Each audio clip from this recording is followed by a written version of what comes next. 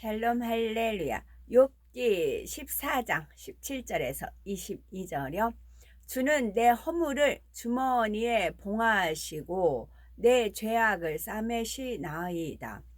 무너지는 산은 반드시 흩어지고 바위는 그 자리에서 옮겨가고 물은 돌을 닳게 하고 넘치는 물은 땅의 티끌을 씻어버리나이다.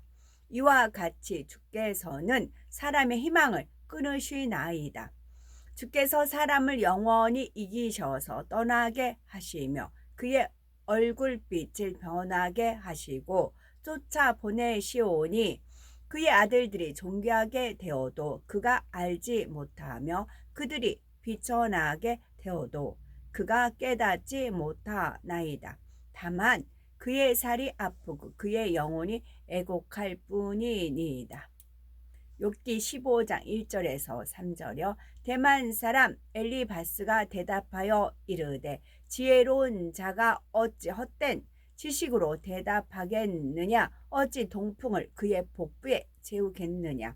어찌 도움이 되지 아니한 이야기 무익한 말로 변론하겠느냐. 욥기가 올라와서 읽어드립니다.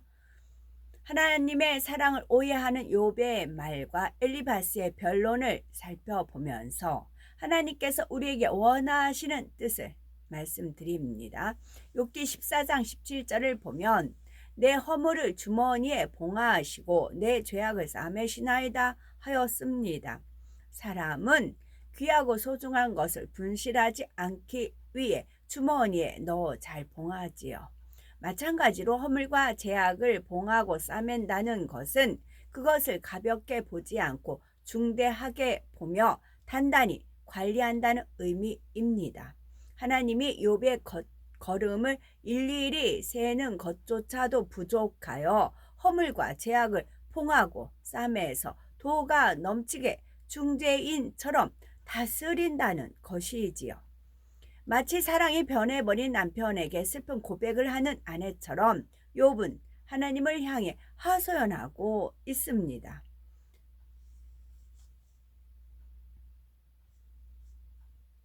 하나님과 저는 서로 사랑을 주고받았었는데 어느 순간 하나님이 저를 미워하기 시작하더니 나의 모든 것을 걷어 가셨습니다. 가만히 보니까 하나님께서 저를 미워하여 중재인 취급을 하시는 것은 저의 어린 시절의 죄를 하나하나 들춰내시는 까닭이지요 라고 말하는 것입니다.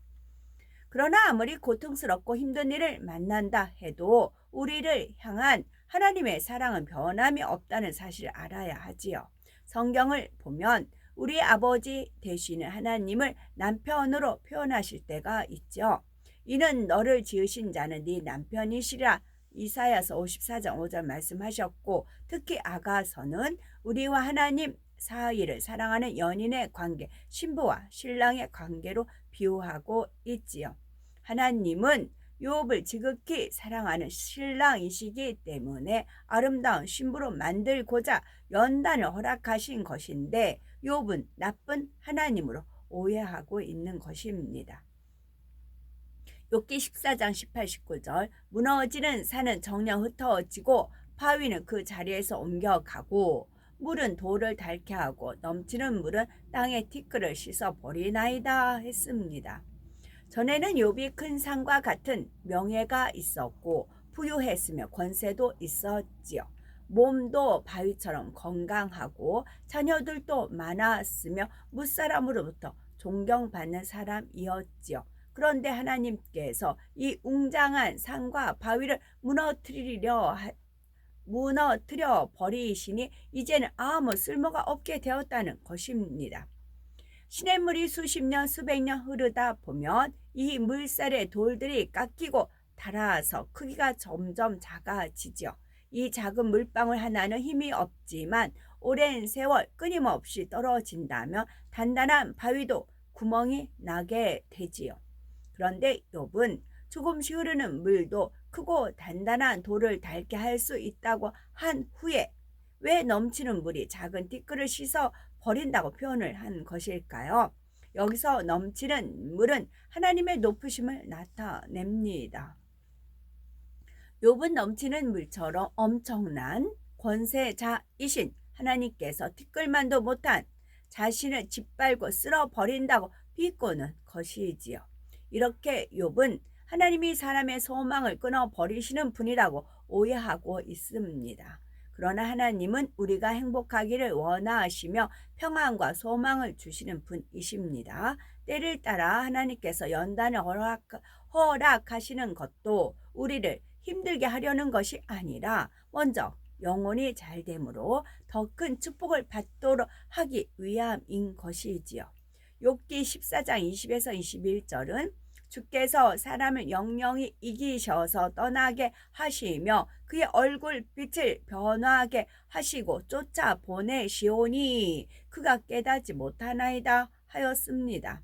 욥은 엄청난 권세자인 하나님이 티끌만도 못한 인생인 자기를 끝까지 추격하시며 이기려 한다고 말하지요. 그래서 자신의 재산을 걷어가셨으며 건강도 가정의 화평도 떠나게 하셨고 결국은 욥의 생명까지도 이 세상을 떠나게 하여 음부로 보내려고 하신다는 의미입니다.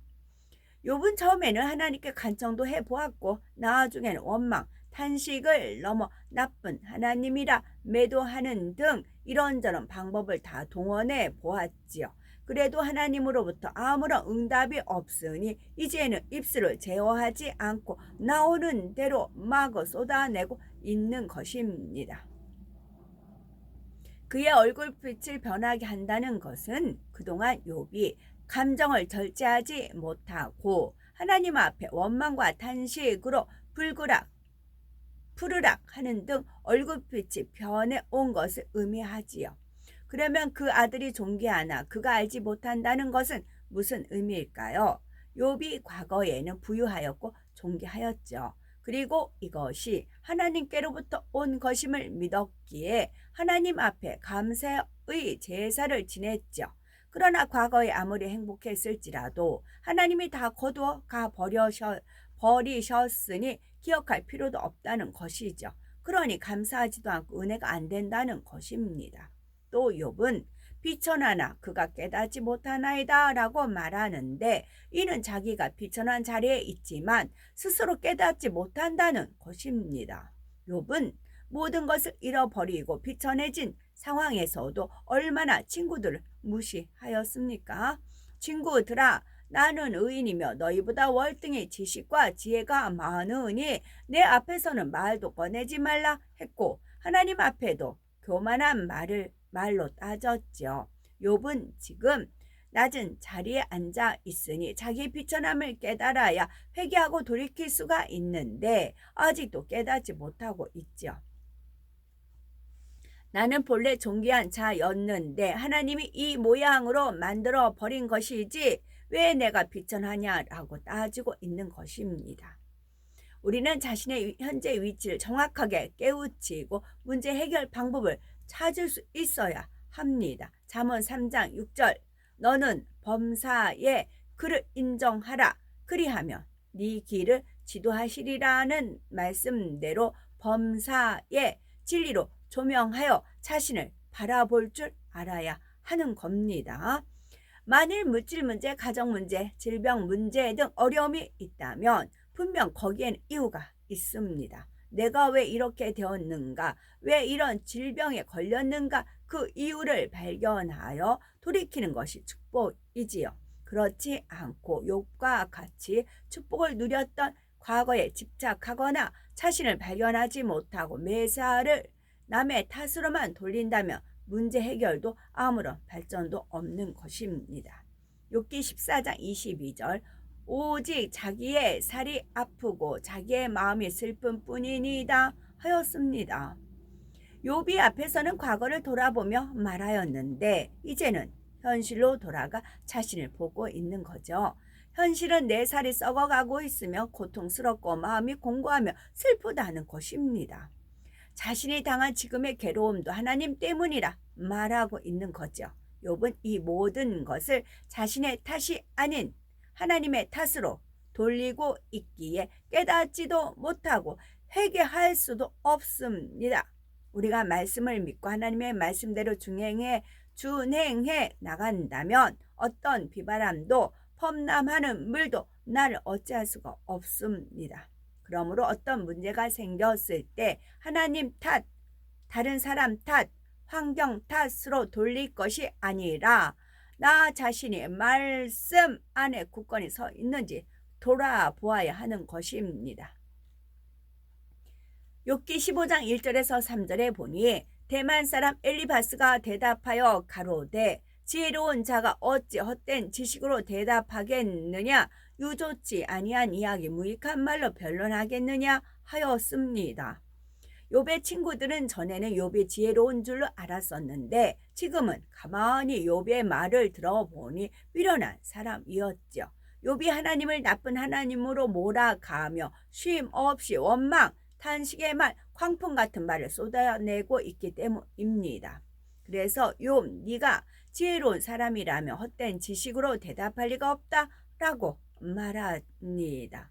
아예 욥을 무시하며 미련한 자라 말하고 있는 것이지요. 우리는 변론이 이처럼 무익하다는 것을 다시금 깨달아야 합니다. 만일 욥이 친구들과 변론하지 않았다면 친구들이 이렇게 얕잡아 보지는 않았을 것입니다.